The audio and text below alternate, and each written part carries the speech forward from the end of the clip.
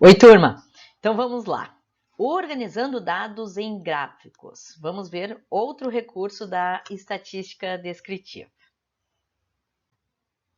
Então nós temos aí, né, a possibilidade de utilizarmos gráfico, ou seja, né, a visualização da informação, né?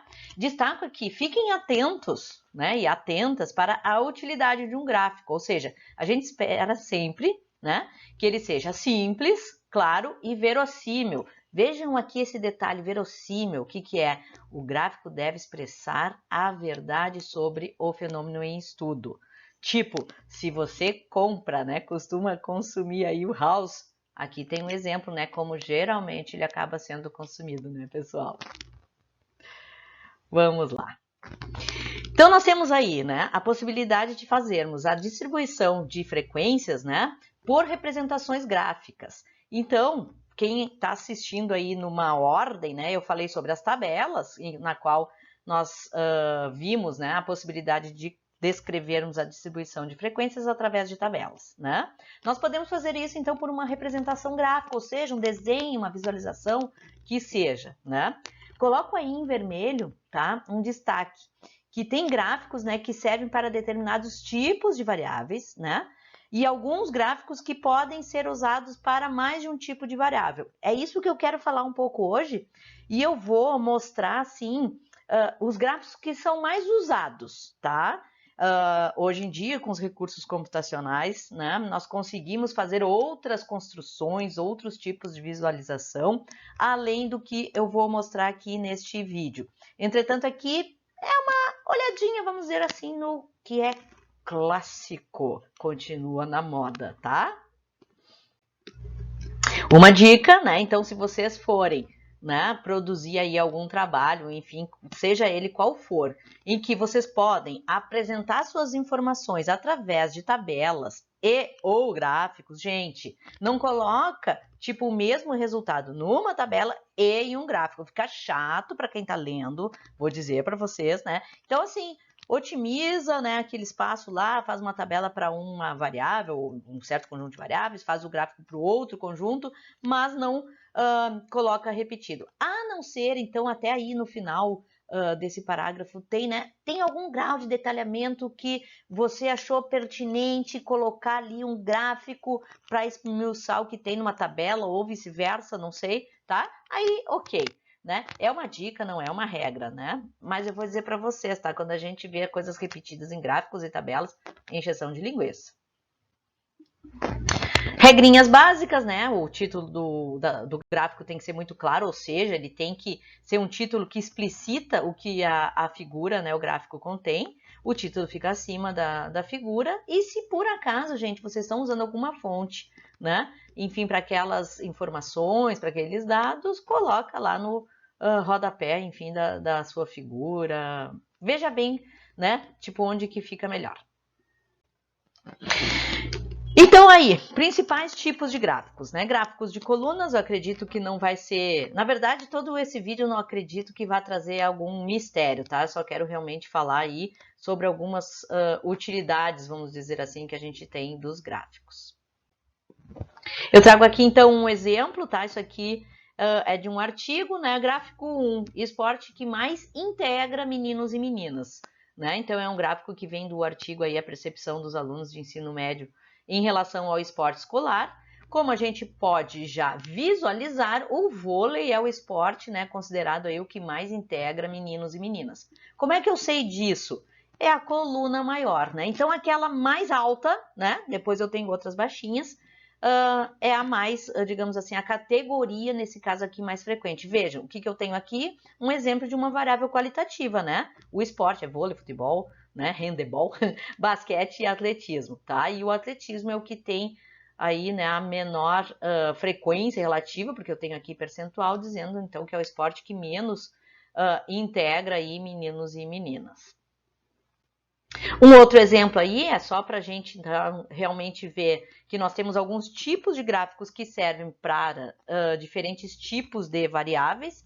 Então, aqui, distribuição de uma amostra de 250 famílias, segundo o número de televisores em casa. Então, vejam, né?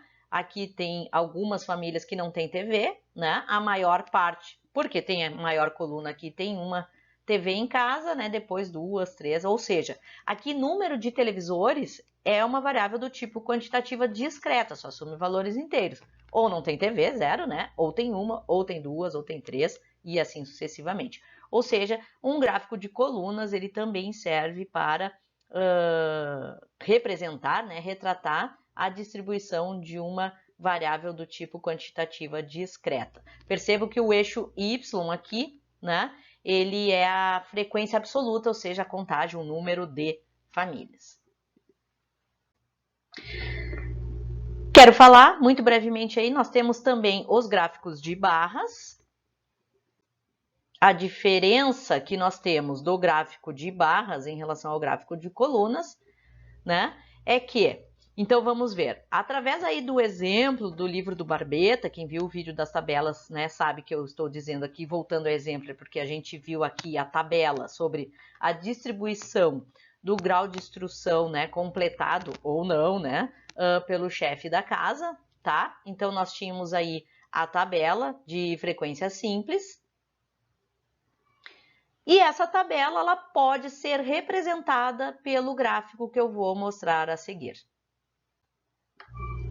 Temos aqui então o gráfico de barras em termos de estética, né? Agora nós temos, antes eram colunas de pé, agora é como se fossem, né, colunas deitadas. Então aqui estou chamando de gráfico de barras, dependendo do software. Caso o gráfico vá ser feito no software, o que é mais provável que aconteça, há uma diferenciação sobre esses nomes. Tem software que chama este gráfico aqui, este que eu estou mostrando para vocês, como gráfico de colunas também, tá? O que é uma dica? Eu, por exemplo, né, eu utilizo, de repente, um gráfico de barras quando os nomes das categorias daquela variável qualitativa que está sendo representada graficamente são um pouco maiores, tá? Entretanto, não há nenhum impedimento de que a gente possa fazer esse gráfico, que aqui é um de barras, como sendo um gráfico de colunas, como eu vou mostrar a seguir para vocês.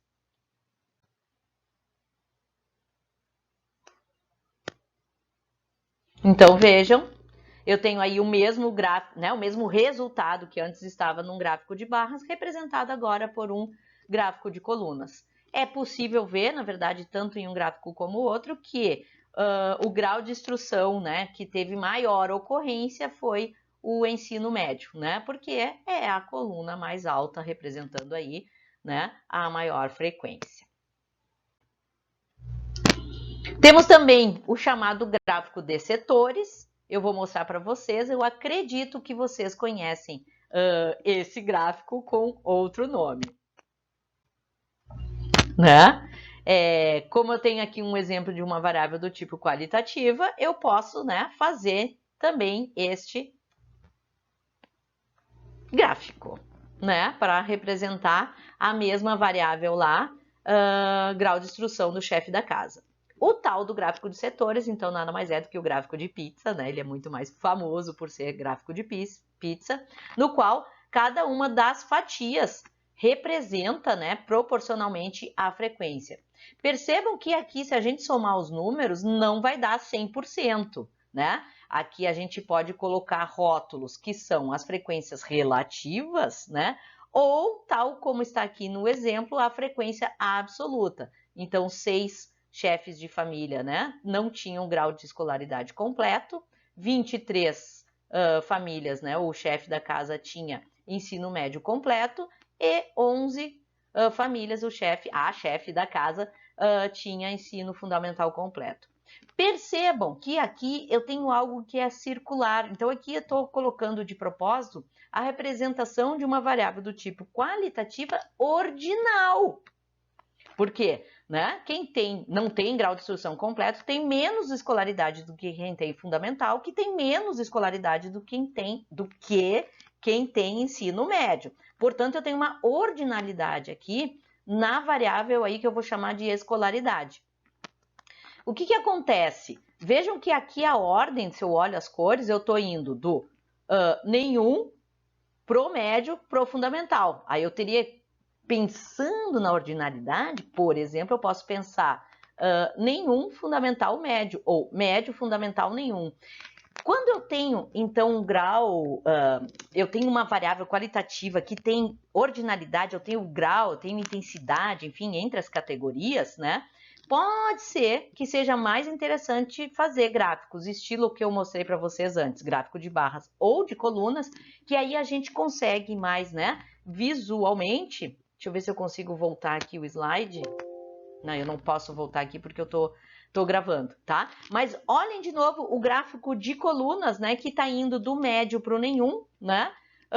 E aí no eixo X ali a gente tem a ordinalidade das categorias mantidas. Tá? Isso é uma dica, não é proibido, mas eventualmente para fazer uma leitura de um resultado pode ser mais indicado, fica melhor. Então aí, né, esse gráfico é conhecido como gráfico de pizza, onde cada fatia representa a frequência da categoria. Ok? Sigamos. Nós temos também a possibilidade, né, de construirmos gráfico de barras ou de colunas múltiplas, né? E estes gráficos são indicados para quando nós queremos representar graficamente o resultado de uma tabela cruzada ou tabela, né, de contingência. Então, lembrando, né, o exemplo da tabela, né, em que a gente tinha o cruzamento das variáveis sexo e hábito de fumar, que é esta tabela aqui, né?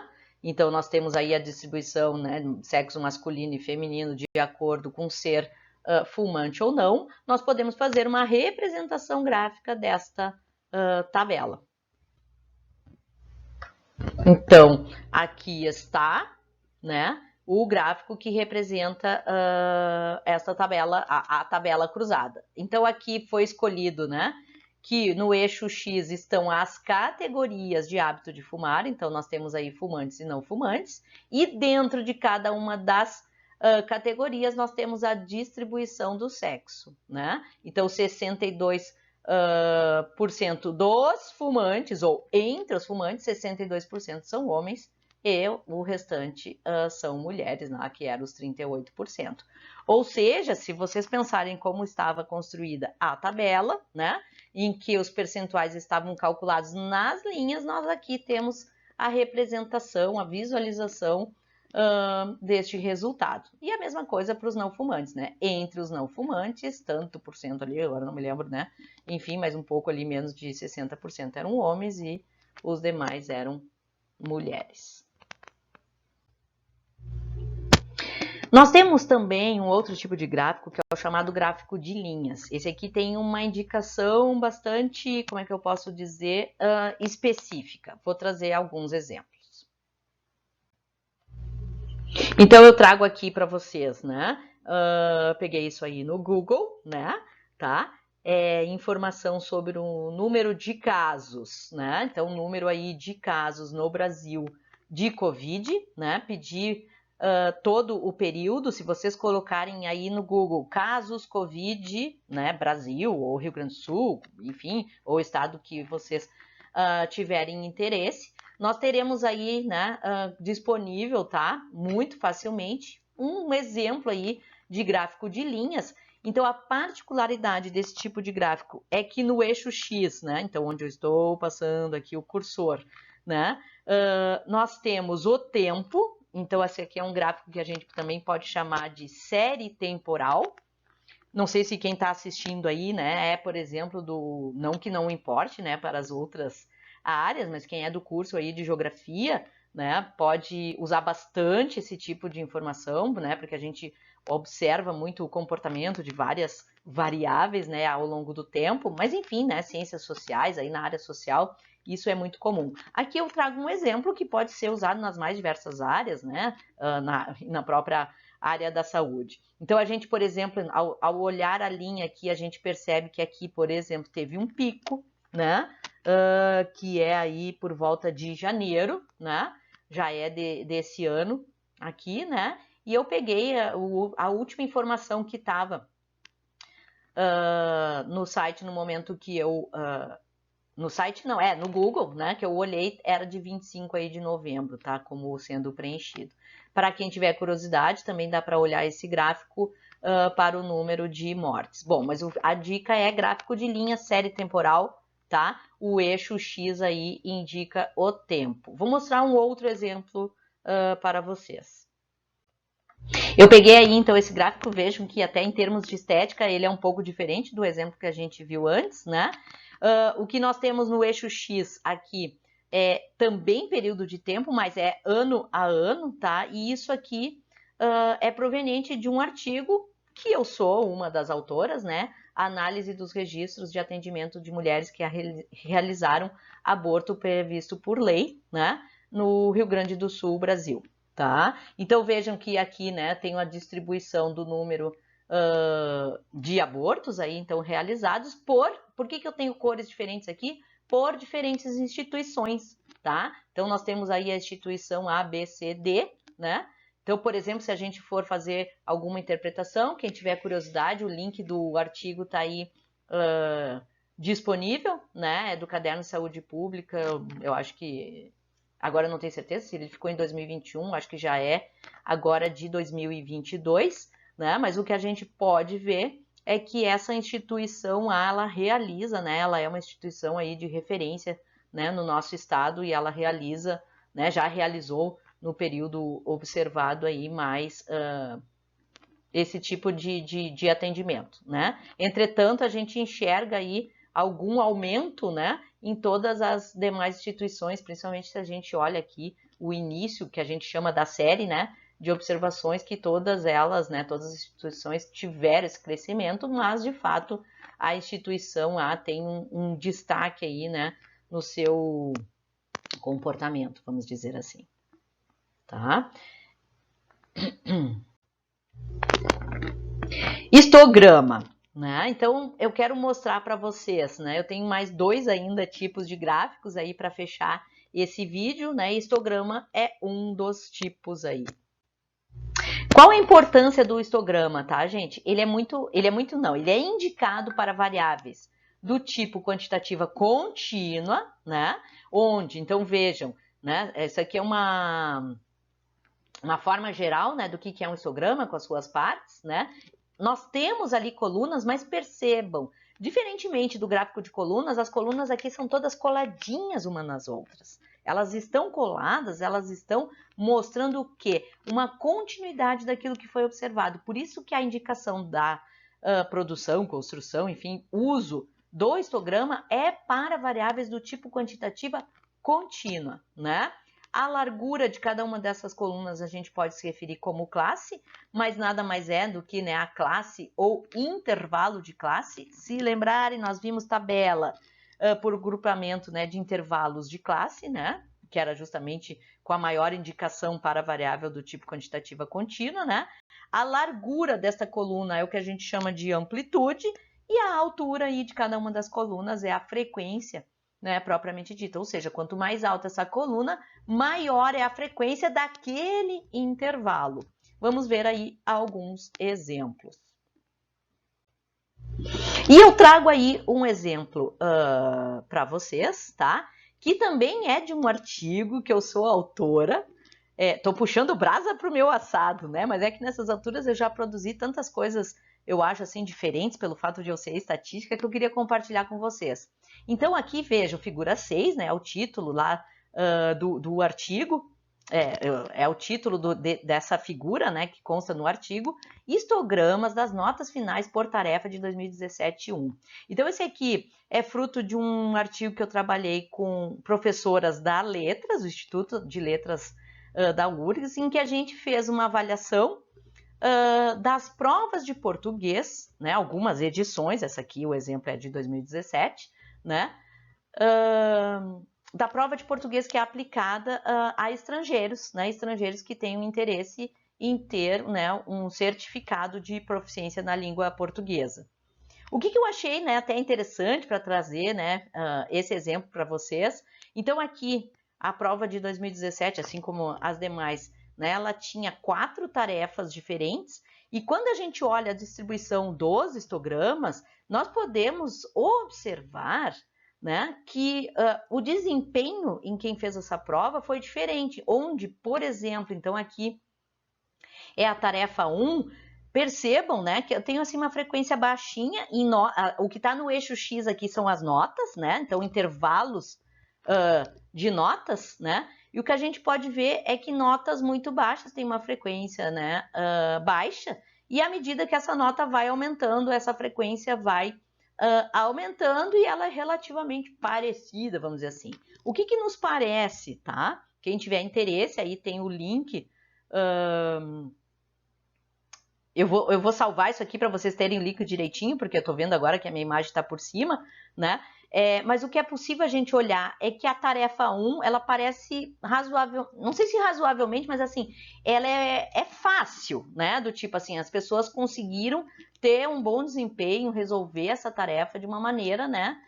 Que tiveram aí notas mais altas, vamos dizer assim. O que é diferente quando a gente olha as outras tarefas, né? Então aqui a tarefa 3, né, já há uma indicação, né, que eu tenho mais concentração numa nota ali, vamos pensar, uma nota média, né, não falei de média ainda, mas eu acho que já é possível, né, enquanto notas, né, que se afastam um pouco da média, sejam muito baixas ou um pouco, né, ou mais altas, daí a frequência diminui, né, sendo que também não teve, assim, muita gente que teve uma nota muito baixa, né, mas ficou aí com uma concentração, né? Então vejam que aqui eu tenho dois comportamentos que são diferentes. E a utilidade, né, gente, da gente fazer gráfico e coisa e tal é justamente essa, né? A gente ter essa possibilidade de pegar esses resultados, né, e usar para alguma coisa, onde aqui, por exemplo, é uma avaliação justamente da prova de português. Claro que fica a dica aí para dar uma espiadinha no artigo, né? No qual a gente olhou outras edições, né? Além das de 2017, né? Tem lá, acho que é duas provas por semestre, 2015, 2016 e ainda 2017, tá? Fica a dica aí. E para finalizar os tipos de gráficos que eu quero mostrar para vocês, nós temos ainda a possibilidade da construção, né, ou uso do chamado polígono de frequências. Eu já vou ser bem sincera com vocês, eu vejo, né, para visualização de dados de uma variável do tipo quantitativa contínua, eu vejo mais o uso do histograma do que o do polígono de frequências, mas eu acho que cabe mostrar para vocês, né, dado que é um tipo que pode aí, enfim, aparecer. Eu fico pensando o quanto vocês daqui a pouco vão fazer, né, produzir um resultado estatístico, mas também vão consumir esse resultado, vão ler um gráfico e coisa e tal. Então, a cara de um polígono de frequências é essa aqui. Não confundam com gráfico de linhas, tá? Aqui eu tenho um exemplo com dados fictícios, né, polígono de frequências para o peso aí observado em 140 alunas, ou seja, né, mulheres da URGS, tá? Vejam, então, o que tem aqui no eixo X é a variável peso, variável do tipo quantitativa contínua, não é tempo, né? Então, lá o gráfico de linhas em que a gente pode ter série temporal, o eixo X vai ser o tempo, tá? E aqui nós temos a própria variável, vamos dizer assim, observada. A unidade de pesquisa aqui são as alunas, né? São as alunas da URGS, tá? Como é que a gente constrói o polígono de frequências? Por trás, poderíamos imaginar que existe um histograma. Esse ponto aqui seria o ponto médio, certo? Entre o 40 e o 45, né? Que resume a informação do intervalo. Esse ponto aqui, em relação ao eixo X, está representando o ponto médio do segundo intervalo, que é o valor 47,5, né? Tá? E assim sucessivamente. O eixo Y aí é a frequência relativa ao percentual. Então, a altura que esses pontos estão em relação ao eixo Y é justamente a frequência. Nesse caso aqui, a frequência relativa ao percentual. O que a gente faz se a gente fosse, por exemplo, construir à mão, tá, gente? Porque, né, a gente acaba fazendo isso hoje em dia muito computacionalmente, tá? Mas vamos supor que a gente vai fazer à mão. Uma das coisas então, a gente localiza, né, a posição aí dos pontos médios e plota, faz um pontinho aqui, eu escolhi fazer um quadradinho, né, de acordo com a frequência aí na altura no eixo Y, tá? E aí, depois de plotados esses pontos, nós ligamos cada um desses pontos pelo que a gente chama, eu acho tão chique, por semi-retas, tá? Que aí vem, né, a linguagem matemática para a gente descrever o que tem aí nesse gráfico, tá? Mas espero que consigam, né? Enfim, não ficar pensando eventualmente em um detalhe matemático, tá? Para não atrapalhar. Então aí, né, a gente toma o ponto médio, a correspondente frequência, né? E aí devemos unir os pontos com semi-retas ligando esses pontos. Então a aparência desse gráfico, né, de fato, vou, né, dizer para vocês, é parecido com o que a gente chama de gráfico de linhas, tá? Mas é outro tipo de gráfico. Fiquem atentos ao que tem no eixo X. Eu diria que isso é o que deve, de repente, resolver a situação se vocês forem defrontados com uma situação que precisa ser resolvida, tá? Então aqui, né, eu tenho assim um outro exemplo, né, desse polígono de frequências. Peguei aí também no Dr. Google da vida, tem aí a fonte, tá, para quem quiser encontrar aí esse gráfico. Se vocês colocarem polígono de frequências aí no Google, encontrarão, né, algumas imagens. E aí aqui é só a imagem, né, porque no exemplo anterior ali eu estava mostrando direto só os pontos com as linhas, mas a ideia é essa aqui, tá, gente? Vejam, né, que eu tenho aqui esses pontos ligados pelas semi-retas, mas junto aí está o histograma, né? Esse exemplo aqui é o tempo, né, a duração em minutos das consultas aí em um determinado centro de saúde, né? Não teve nenhuma consulta que ficou aqui nesse intervalo, a frequência é 0. Aqui, né, esse rótulo que está aqui, tá, gente? É o número de consultas, então aqui 11 consultas tiveram um tempo entre 16 e 20 minutos, né? E aqui o ponto central representa o ponto médio. Poderíamos eventualmente interpretar 11 consultas tiveram ali um tempo, né, médio, até se quiser dizer, de 18 minutos. Eu não sei exatamente pelo gráfico, né, quanto durou cada uma das 11 consultas, mas eu consigo resumir aí, por exemplo, através ou 16 a 20 minutos ou simplesmente 18 minutos como sendo o ponto médio. Tá legal? Pessoal, assim como, né, o vídeo lá das tabelas, né, os capítulos 4 e 5 do livro do Barbeta contém todas essas informações, mas quem estiver aí acompanhando pelo Moodle tem outros vídeos aí, tá? E outros conjuntos de slides disponíveis. Até mais, até um próximo vídeo.